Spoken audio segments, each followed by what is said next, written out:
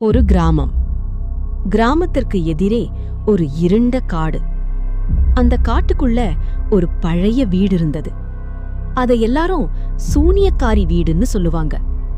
அங்கதான் வாழ்ந்தாள் ஒரு மர்மமான சூனியக்காரி, தியா. யாரும் போகாத இடம். அந்த கிராமத்துல ஒரு விதி இருந்தது. சூரியன் மறைந்த பிறகு அந்த காட்டுக்குள் போகக்கூடாது. ஏன்னா இரவு வந்ததும் அந்த வீட்டிலிருந்து விசித்திரமான சத்தங்கள் கேட்கும். கதவு தானாக திறக்கும் சத்தம், சிரிப்பு மாதிரி ஒலி, காற்றே இல்லாம இருந்தாலும் ஜன்னல் அடிக்குது. ஒரு நாள் அந்த கிராமத்திலிருந்து சிறுவர்கள், 2 நண்பர்கள், கம்ஷிகா, நிதிஷ், அத உண்மையா இல்லையா என்று பார்க்க முடிவு பண்ணாங்க. நம்ம போய் பார்ப்போம்னு தைரியமாக காடுக்குள் போனாங்க. அந்த வீடு. அவர்கள் வீட்டுக்குள் நுழைந்தவுடன் அங்க முழுக்க தூசி, பழைய பொருட்கள். ஒரு மூலையில் பழைய கண்ணாடி இருந்தது.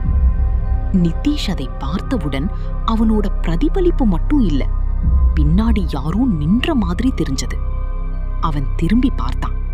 யாரும் இல்லை. அடுத்த நொடி வீட்டுக்குள்ள கதவு தானாக அடைந்தது. இருவரும் பதறினார்கள்.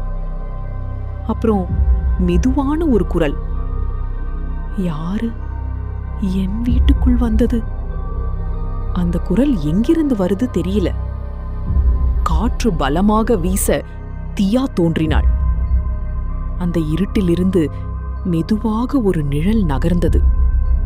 அது மனித மாதிரி இருந்தாலும் முகம் தெளிவாக தெரியல.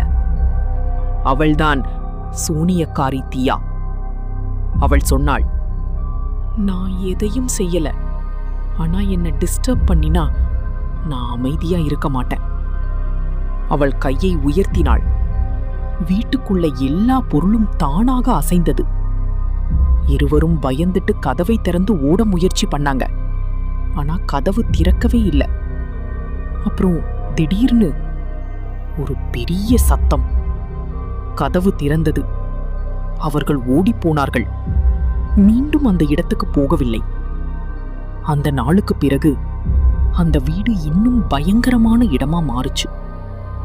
இப்பவும் இரவு நேரத்துல அங்க இருந்து ஒரே குரல் கேட்கும்.